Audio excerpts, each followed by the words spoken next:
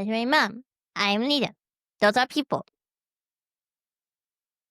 That is her introduction to the podcast. Raj and Marleen, thank you so much for joining us today. I have this terrible problem that when I introduce our guest, the search engines clock me as being AI and not a real person. Wow. So do you mind introducing yourselves so we don't get labeled as AI generated? Of course. Marleen, shall I introduce you as well Yeah. at the beginning, the outset? Was that okay for you? Yes, good. Yeah. Okay. All right.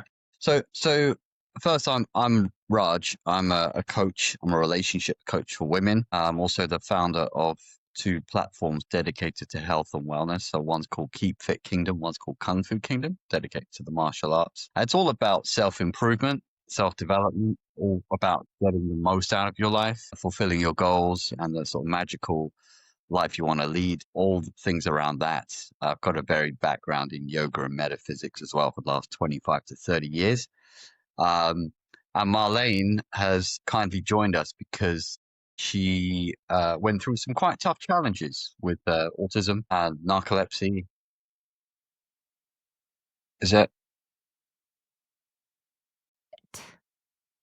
so? Marleen joined us because she was diagnosed with autism and had all the sort of ADHD symptoms and narcolepsy, which is quite a severe sleeping disorder where you can just fall asleep, your muscle tone just drops, and you just become unconscious in the middle of driving, even, which is quite dangerous. But she has found natural methods to use, like especially breathing, has helped her tremendously to overcome these problems. All the meds that she used to take, which were quite strong, she's not taking any meds at all now, thankfully. She's switched to a more plant-based diet and she's far happier. She's got her life back on track and she's here to give back to the communities with neurodiverse voices.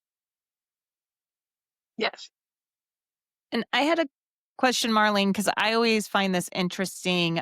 You were late diagnosed. And back in my day, that meant I was diagnosed at 12 with ADHD, and that was considered a late diagnosis.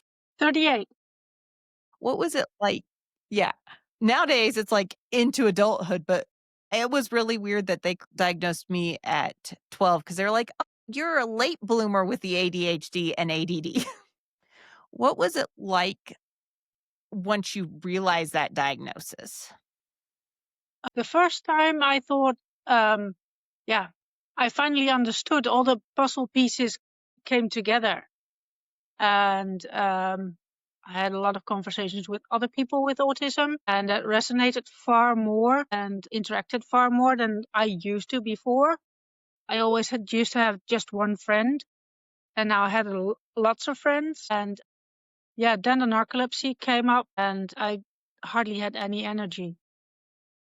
So then I had to step back and start all over, because that had lots of consequences, getting that diagnosis, narcolepsy.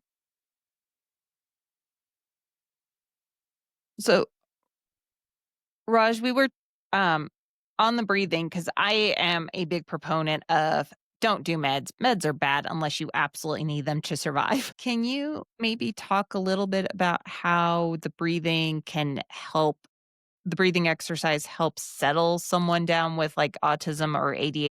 Absolutely. It's a big and critical point because we interact with community with neurodiverse issues, autism, ADHD, ADD, all those kinds of things. And it's a sigh of relief when they realize that you're not having to stay on meds for the rest of your life. Just because a doctor labels you this or that doesn't mean that it's true. There's also the big pharmaceutical industry part to play in all this. They'd rather keep you trapped and stuck under certain labels and say you have to take this for the rest of your life. But I'm living proof of the fact that, I've not taken medicine for 23 years. I've not seen a doctor in 23 years. I've not had any ultrasounds, MRIs, or x-rays for 23 years, simply because of all the natural methods and especially the breathing that we talk about. So I just want to mention this so Lita also feels relaxed. If she wants to chime in on anything, absolutely feel free. It'd be great to hear your feedback as well, Lita. Thank you. So, yeah. So basically, to answer your question, Amanda, when it comes to using breathing methods, what they do essentially is they unlock a lot of hormones in the brain. Now, all human beings have healing centers within themselves, but because there's, conflict about how to do that, or that you can even have that as a possibility, is not discussed properly and thoroughly enough. So people, they kind of, some get it, some don't get it, and those who don't get it, they suffer unnecessarily, and it's just becomes a vicious cycle. So essentially, breathing methods, they unlock endorphins in the brain, which are pain relieving chemicals. Also releases dopamine and serotonin, which are feel good, happy hormones. Also releases what's called anandamide, which is a bliss molecule, something most people have not even heard about. Ananda comes from the Sanskrit word bliss, happiness, and all human beings, believe it or not, they all have a bliss molecule in their brain. Most people never access it, so they live and die without having fully expressed or enjoyed themselves to the highest capacity that they could. So, as well as anandamide, we also activate the vagus nerve, which is a very important part of the parasympathetic nervous system to rest, digest, heal from injury, trauma, surgery, deep sleep, all those things. It also helps to alkalize the bloodstream, which keep inflammatory processes and diseases from forming in the first place. That's why breathing in a snapshot is so effective. The scientist in me always likes to remind people our bodies can tell when we have too much carbon monoxide in it, but for some reason, our bodies were not designed to tell when we have enough oxygen in it. Mhm. Yeah. But we know when we have too much of the poison stuff. So breathing, like you said, all that is important. So you've got to do the breathing exercises to get the oxygen that helps with all that. Correct. Do you like the science? Does Later like the science of things as well, or not? That's your question. Animal science. She's big into zoology. Oh, wow. Wonderful. Love that. What's your favorite animal, Lita? Top 3. All of them.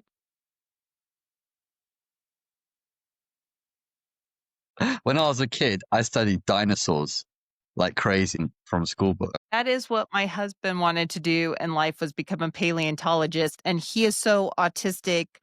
He went to go apply for a master's degree at a university, and they told him he wasn't good enough to get into their master's program, but he'd written enough papers that he could come in as an instructor. Wow. He got mad and joined the United States military instead. But yeah, she has loved pygmy hippos since before they became worldwide sensations. Interesting. So she likes all animals, from hippos to giraffe to pandas and all the rest of it. Wonderful. Do you have any favorite, or is it just all of them are nicer than humans? All of them. Amazing. It's interesting to think that, if your husband was studying paleontology and I've studied dinosaurs and all these different creatures on the planet. It's interesting to notice that over 200 million years, the design of a crocodile or an alligator has hardly changed. It's still the same, which is incredible because, it just tells you how well designed it was originally, and it's still the same. He is so into dinosaurs. He grew up on a farm, and his parents let him have pet emus because emus are the closest living relatives to dinosaurs. And I'm like, why do you need 6 pet emus? So curious. And say that into the microphone, kiddo. And It is a what was the podcast. reasoning for the cow? Because they raised cows, and it was a bottle-fed cow, so he had a pet cow. But, I mean, the emus were not part of the farm. Wow. Emus have quite big eggs, I think, as well, don't they? Quite huge. They do, and they're less annoying than cassowaries, but they're not really sweet animals. Right. Yeah. Understood. Yeah. Can you go in a little more in depth into the breathing techniques you use and how they can help not just adults, but help kids out as well? Absolutely, absolutely. And I'll explain a little bit about that and the people we're already helping. And if you yourself and Lita and Marlene would like to try it for a short period, we can do that as well. Would that be Yes. That would be great. You good with that, kiddo? She's saying yep. okay? Awesome. Excellent. Okay, wonderful. So here's a bit about the science, the deeper science of why all of this works, and why I've dedicated, and Marlene has also dedicated a lot of her life to seeing what is so special about the breath and air and our relationship to this. If I can use a fun kind of analogy or illustration, it's like when you have fish in the water, right?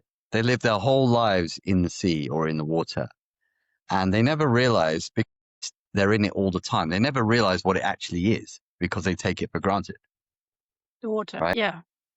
Yeah, they take the water for granted because they live in it their whole lives and they die in it as well. Humans, we live in air all our lives from the first breath to the last, and we don't actually know what it is. We take it for granted also. But the truth is, it's not just oxygen, nitrogen, and those other elements that they talk about in school. That's a very small part of it. It's not that important for you to know the chemical names and compounds of gases. It's not that important for you. What is more important, infinitely more important, is the main three components within air and why they're Around so it. vital to life. Yeah, for humans as well as animals, because they breathe the same life energy as we all do. So the trick is to understand the three main components are light, electricity, and magnetism. Light, electricity, and magnetism. Every single breath we all take is full of this light, electricity, and magnetism. It's what powers your brain, your heart, your lungs, your circulation, your movement, your muscles, your contractions of your various joints and muscles. Everything is powered by them. So, people can live 40 days without food, for 4 days without water, but only for 4 minutes without the breath. So if we can only live for 4 minutes without breathing, it tells us that the breath is the most important fuel for the human. So in terms of that's more of the deeper science of why it works and how it works. And in terms of the people we're helping, we help children with ADHD, with ADD, with neurodiverse issues, autism, and so on, and adults as well. In the US alone, I think they've said there's 23 million people with ADHD diagnosed. There's a lot of undiagnosed as well. So we help parents, children. I think we lost Marlene there. Hopefully she'll come. Yeah. Yeah, parents, children, elderly people. Oh, she's come back. There we go. All types of people who suffer from, stress, anxiety, and so on. Does that help answer your question, Amanda, or is there anything you'd like to? Can you go a little bit more in depth into why exactly the breathing exercises help? I mean, the science, the mythology, all the stories we have where breath is so important, it is evident that this is something we've known for millennia. Yes. And these breathing exercises are not something that just came around yesterday. I mean, having the idea of breathing exercises isn't some new idea we just suddenly came up with. Yeah, absolutely. Can you go in a little bit into why or how they work and why they work? Yeah, absolutely. Absolutely. I'll take it from the angle of the school system and how we're generally grown up and what we generally have as our relationship with the environment or with the world as a whole. You see, in the Western world, the education system is geared towards becoming a worker, a 9-to-5 worker, and that you do your certain activities, you get paid a piece of money, some money. Maybe it's enough to get pay for a mortgage or not, as the case may be. And then you have a bit of disposable income to spend on films or books or comics or cigarettes or alcohol or whatever you choose to spend on. But at the end of the day, you're not being taught that your very existence relies on breath, on this electromagnetic energy. Now, when we've coached people with autism or whichever neurodiverse condition it is, what we're looking to do is unravel the mental patterns that may be causing conflict and confusion. So these are archetypal. All human beings have brain patterns and reflexes going on in their own brain. But how do you unravel the complication, the confusion, the conflict? How do you get to a point where you clear the pathways so that it's now easy to see and be in harmonious relationship with yourself, your mind, your brain, and the world, and of course other people? So the reason breathing works so well is because it accesses those hormones in the brain that we talked about. And that has an effect on helping you reorganize or reorient your brain pathways so that you begin to get clearer in your thinking. Clear thought is absolutely necessary. If you can't think clearly, you're going to constantly carry this pattern of conflict in your own mind.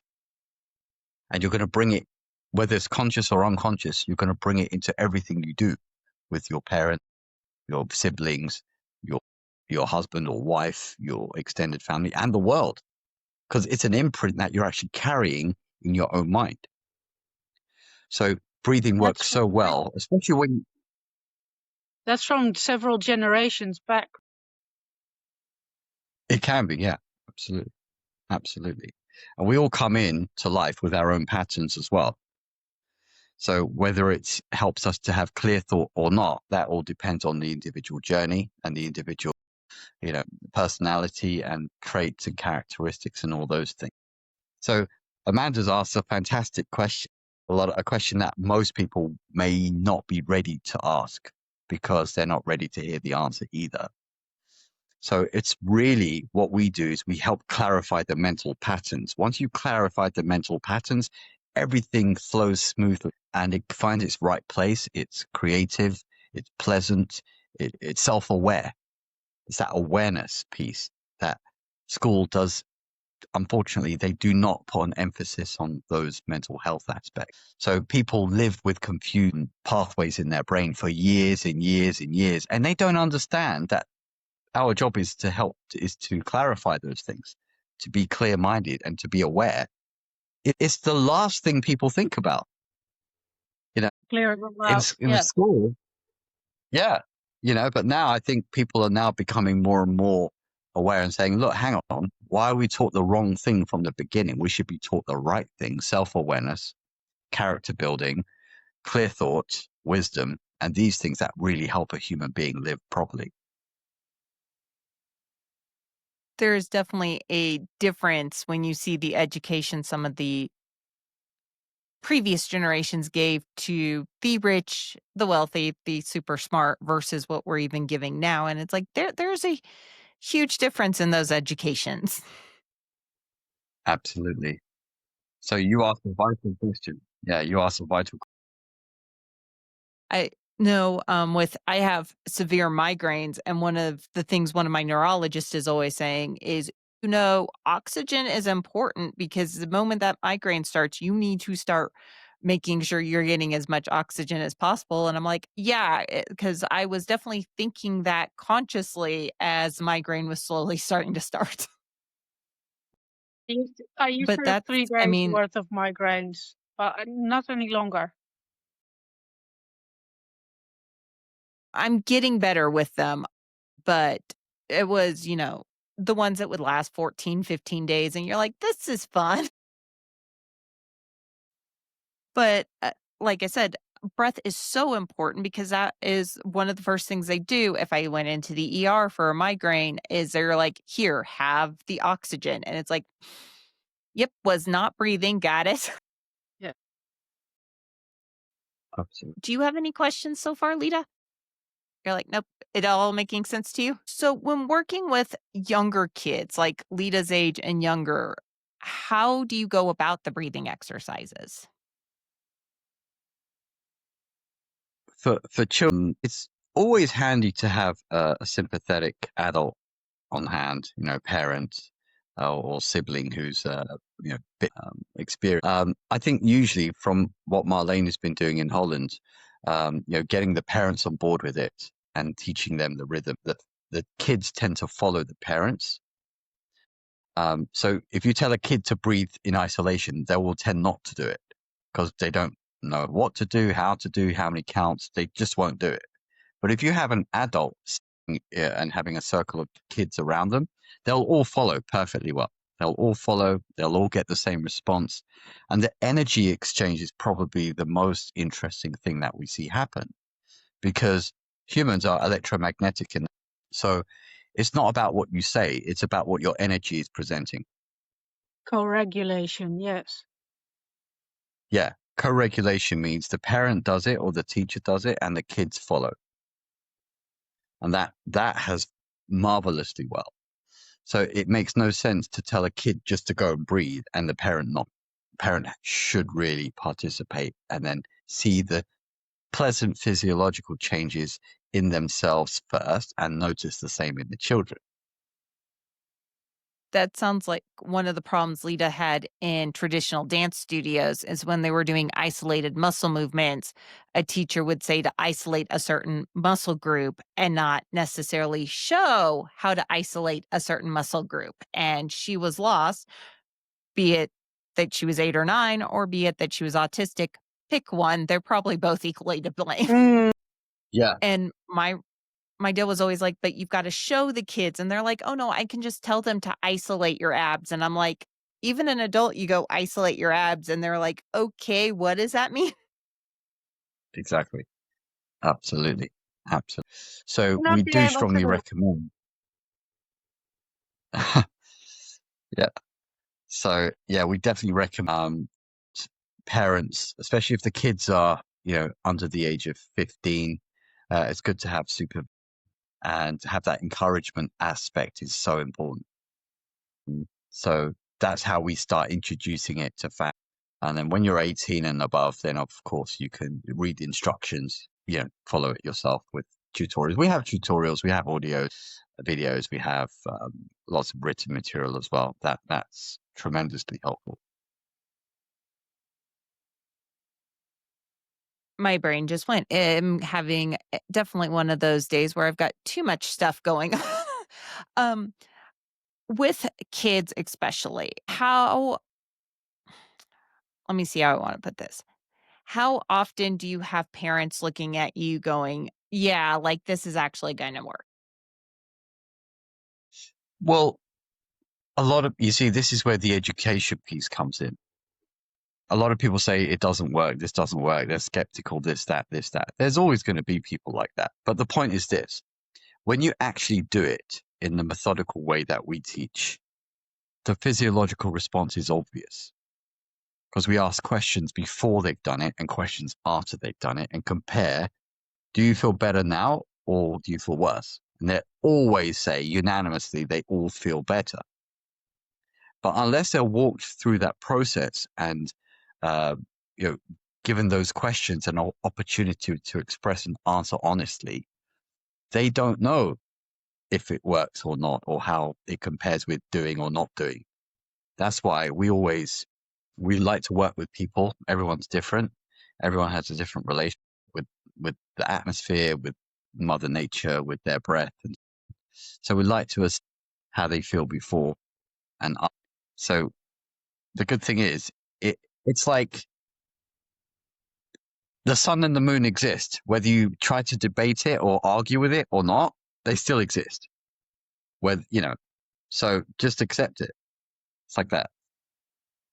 My favorite is always the flat earthers trying to say, no, the earth is flat. I think that Always like, I think there's also a lot go ahead, Marleen. of re-education needed, because we are so used from school to do things by ourselves that when you're talking to parents coming in your studio or in my therapy, they usually, it's for the kid.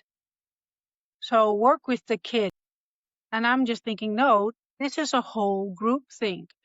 This is a family. You got to work together. Energy works throughout the whole family. So you got to work together. And that we are so disused to doing that. It's all, yeah, but my kids got the autism, my kids got the ADHD. Well, you probably do have something of that as well. Apart from the fact that the energy is needed from everybody. Our biggest thing we have a problem with at the dance studio is the parents apologizing for their kids being autistic and apologizing for their kids autistic stimming or apologizing that their kids doing an autistic work. And it's like, we're for autistic people. We're going to let them be them. Go ahead, Their Lita. children are like 5 and 4. What are you?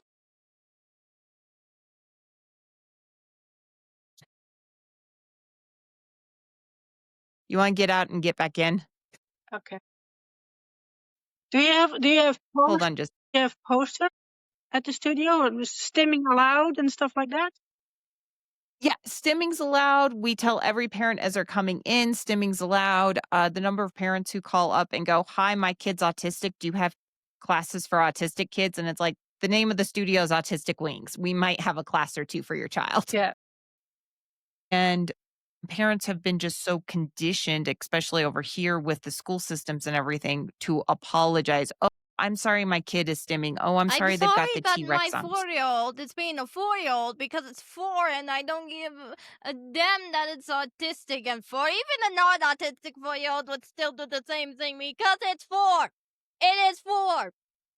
I don't care if the world goes autistic people must be held to a higher standard because they're autistic, so they must have to do everything perfect. That is 4. There's a lot of they're not concentrating hard enough. If you're not Lita's age, I'm not expecting you to concentrate for a full 55 minutes. Heck, I have a problem concentrating for an hour. Why are we asking 4-year-olds to concentrate for any amount Yeah. of time? And now I'm 14, and every time I almost cry because I did something wrong, and I got conditioned by other people who are my parents that I would be yelled at if I did something wrong. I get called a diva because not being able to handle that you did a mistake because people will keep yelling at you that weren't your parents must mean that you're a diva. She got a lot of, if you're making a mistake and you start crying because I'm in your face yelling at you, you are a diva and you No, it just wasn't that. It was, oh, you made a mistake and you can't handle it because when you were younger, I would yell at you because you made a mistake and you must be perfect because you're autistic and you're held to a higher standard that really at this point it's God level of a standard. she has opinions, as you can tell. And most of them come out on parents who are holding their kids. But here in the US, there's a lot of the parents get told you have to have your kid meet these standards or they're going to not work in life. And it's like, you need to also let them be a child.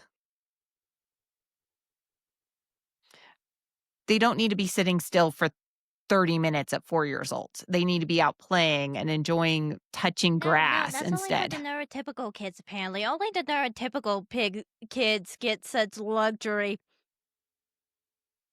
Just a teensy weensy bit. But I've seen that a lot too. I've worked for 26 schools and noticed that a lot that the children with autism and ADHD, they knew very well what the rules are. But in the meantime, if they were having some kind of a meltdown, you know what the rules are.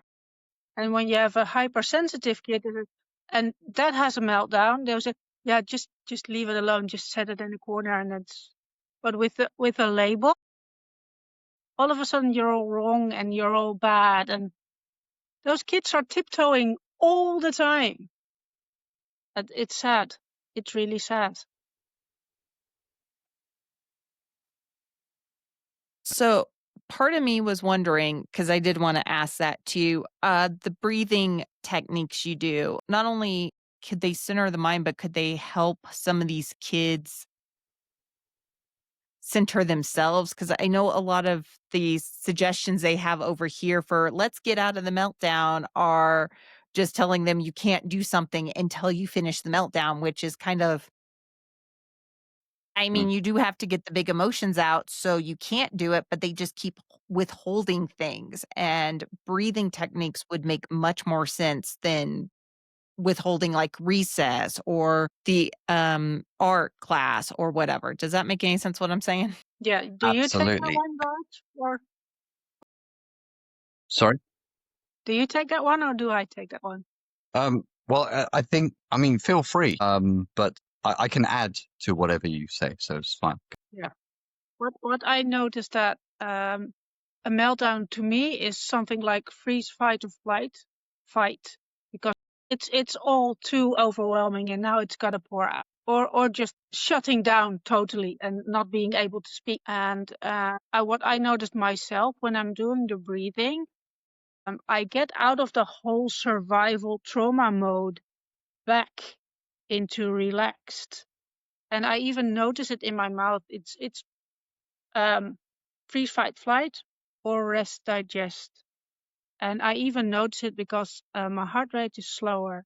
I get my saliva back, and and I yawn. So it's really the rest and digest. And I notice that every time that I'm doing the breathing. So if you do that every day in the morning, at least the baseline that you start your day out with is already a little bit lower than starting with a high cortisol morning.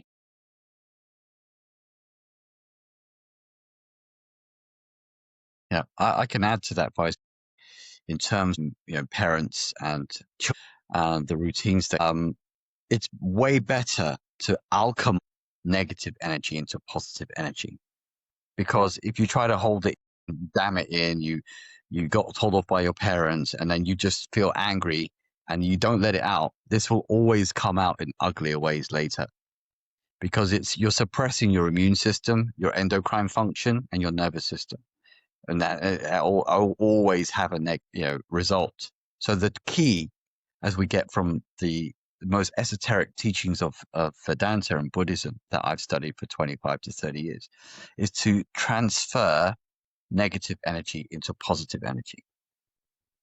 That way, there's no one holding grudges, there's no one getting upset, there's no one trying to lash out later on and say, oh, well, you didn't let me do this and this for so many years, and now I'm going to do this and this, I'm going to slam the door and I'm going to leave. And it doesn't even need to get to that. Doesn't need to get to that. So we teach the ultimate alchemy from negative emotion, transfer it into positive emotion, from fear states or worry or anxiety to happiness, joy, and peace. And that's what the breathing can do for you. If you use the 3-3, it gives you a transfer point where you grab all that negative energy, all that anger, that fear, all of those choking emotions. You get to release it in a way that's completely legit, with no side effects, no medicines required, and you can have the joy and the peace back established in your family, in your environment, in your school, in your marriage, and so on. We're starting to see more and more studies come out stating that one of the reasons autistic people are dying 30 to 40 years before their peers is all that stress building up of masking and trying to be perfect is causing hypertension in kids as young as like 16, 17, 18. Three. I've seen it. Yeah. I've seen the studies are starting to go lower and lower, and I'm like, this is not good, people. So how can you explain how the 3-3 technique works? Yeah. So it's basically we've distilled the best of the best. I've done a lot of complicated methods, which most people would not want to do, because I went into monk mode for 10 years and studied Tibetan Buddhism intensely. So I know what works and what doesn't work, and that for the modern person, the easiest, simplest way is to use the 3-3, which is gentle, it's soft, it's easy to remember, nothing complicated, and it only brings positive effects, and there's no downsides at all. So the 3-3 works by inhaling in 3 parts through the nose. I'm not sure if Riverside cancels the noise, does it? Okay. Yeah, you can. I'll make sure in post it doesn't cancel the noise. Sure. So sniff, sniff, sniff. So Lipa can follow along as well. So 3 in through the nose, and then ha ha ha without the vocal. So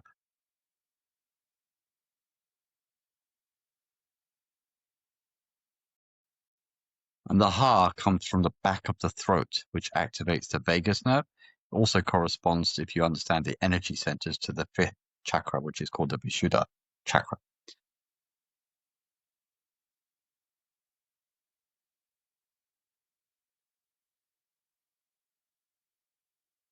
It comes from the back of the throat. You begin to notice your emotions already becoming gentler, softer, easier to handle. Do you feel that? You feeling that way, kiddo? I don't know. You're helpful sometimes. She's over there going, I do not do emotions. So if she's happy to just try it a few times like this. So Lita, I'll give you a bit of focus here. So you have to open the mouth a little bit because the ha, it's like when you're laughing, you go ha ha ha, right? Ha ha ha, right? See, like when you're smiling, you start laughing. So it's ha ha ha, but in this way, it's nice and gentle. There you go. There, perfect. There you go.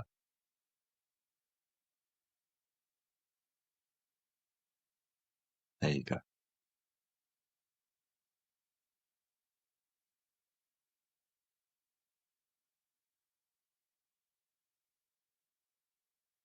And there's a bit of an elongation on the third one.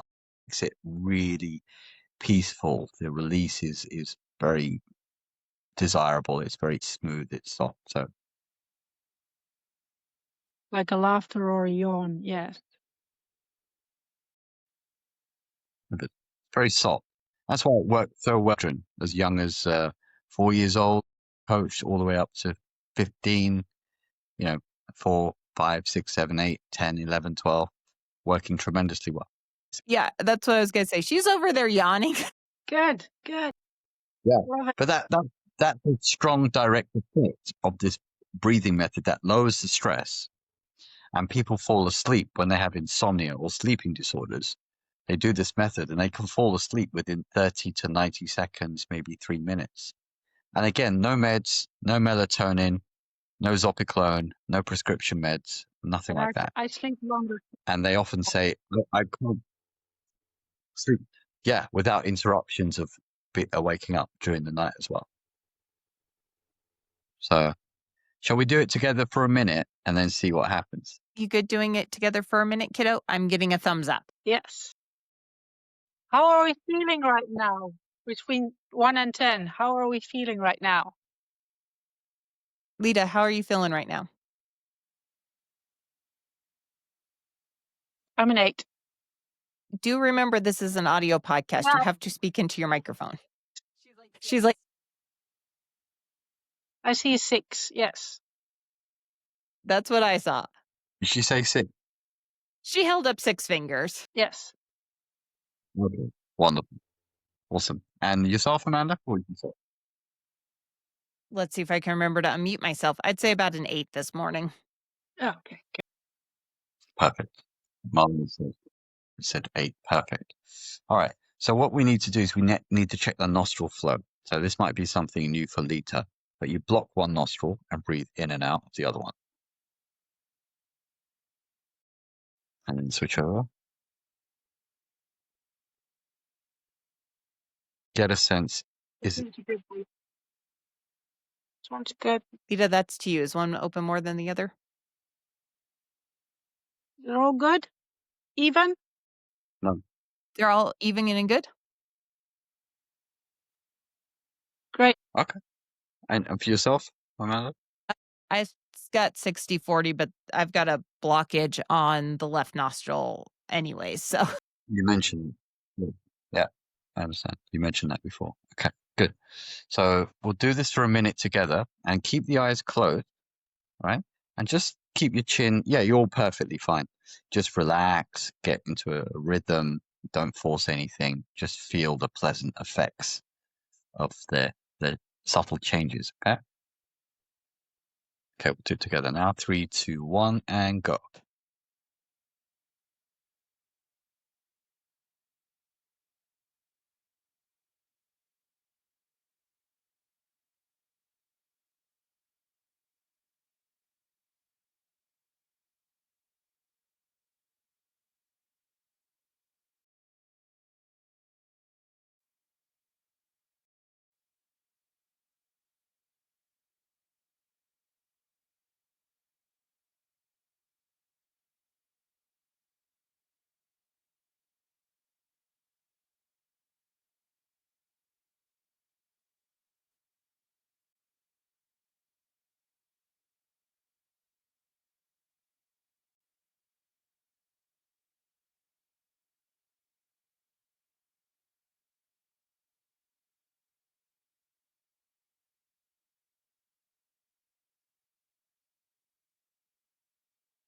Okay, you can stop and just relax.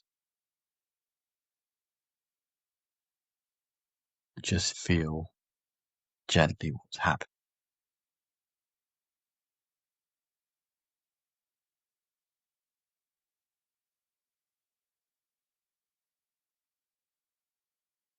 If you see any visuals or you hear any sounds, that's entirely normal. It's fine. Just relax.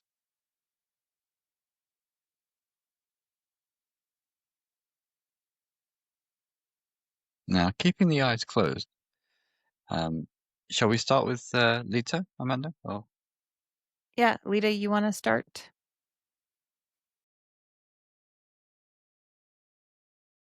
You can open your eyes to look for the button. Wait, what am I doing? Is the mic on? Okay, so tell me how you're feeling right now. Tell us how you're feeling right now. What do you notice? I feel the sleepy. Very good. Very good. What else do you notice? I might be slipping off of the couch. Couch. Okay.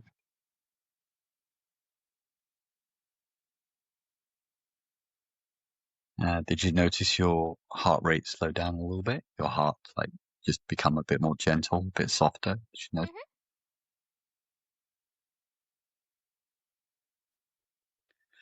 And did you notice what we call the monkey mind mental chatter? Did you notice that become a little less, a bit softer, not so racy?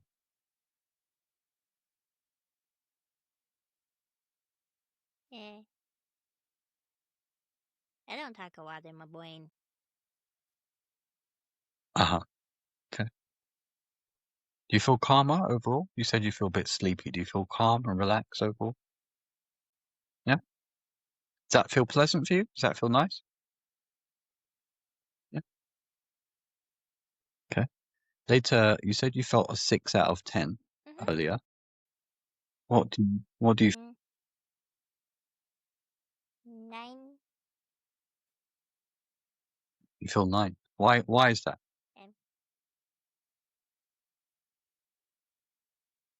I don't know.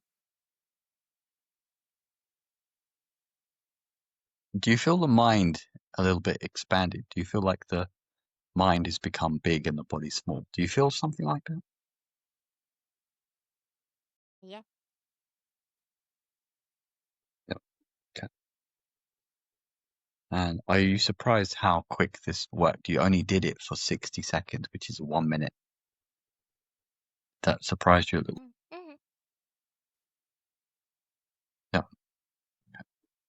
Have issues with sleeping? No, that's Mom. Okay. Okay. Amanda, how's her sleep normally? Normally, it's pretty decent. We've moved and she's right by the major road in the neighborhood. That doesn't disturb or not? She's still getting used to having cars drive by her bedroom window at night. Got it. But overall, her sleep is decent? Overall, her sleep is decent. Okay. So very importantly, as later mentioned, she noticed feeling sleepy. So if she does this method, when it's time to go to bed, she'll notice that she can sleep easier and she's less likely by the cars on the street. So if you do this with her, if you read a bedtime story thing and you want to switch off for the night, you could do it with her for a couple of minutes, and then I think you both feel very peaceful and relaxed. Does that sound like that could work for you? That does sound like it could work.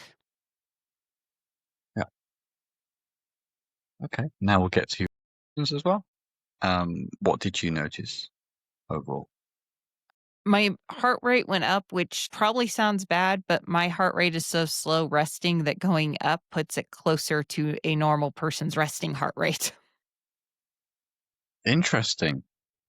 But do you feel good overall? Do you feel I do. It feels like I'm getting a little bit more oxygen in my extremities since the heart rate went up.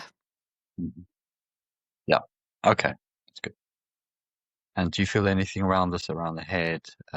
Any sensations around the forehead? Anything like that at all? A little dizziness, but nothing that feels terrible. Mm, yeah. I think a lot of people altered state of vibration. That's a different terminology. So it's totally understandable what you're saying. So have you noticed the monkey mind sort of mental chatter decrease a bit? A little bit, yeah. Yeah. Okay. And I think you said you felt an 8 out of 10 earlier. What would you say you feel now? 9 out of 10. 9 out of 10. Okay. And do you feel an expansive mind beyond the body, way bigger than just the simple flesh and bone, that you're something bigger? Do you feel a sense of that? A little bit, yeah. Yeah. I think later said she did. That's interesting. And do you feel like you're in a flow state somewhat? Possibly. I'm not as knowledgeable on flow state as some of my other friends are. Mm. Flow state, basically, in a nutshell, it's a pleasant state where there's less negative mental static or emotional things bothering you, and you just feel like effortless, happy, and together, like mentally and physically, if that makes sense. Yeah, I feel like I'm in a flow state then. Yeah. Now, do you feel, for example, if you were to do this around sleeping time, that it would help you drift off to sleep with less resistance or hassle or stress? Do you feel like it could help you? It could. Now, if only the dogs would also behave during that time of night. I think it's interesting because we people that have lots of pets, a farm in India, in Mumbai. He did it. He's got like 4 cats, on his farm. So he was able to quite, rise a boys, so to speak, when you do these. Do you want to check your nostril flow for us, Amanda? Quickly, see if anything's changed.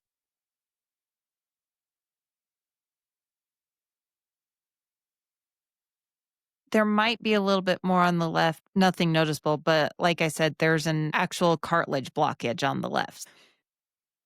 Yeah, you mentioned that. That's okay. So it might have shifted to a 45, 55. Yeah. It would probably shift more if there wasn't, part of my nose blocking that nostril. Got it. Okay, you can open your eyes now. Absolutely fine. I am just not With 58 minutes. the little production manager over there is like, I'm keeping track of the time to tell you where we are. We didn't say we were going in 1 hour. We did say 1 hour.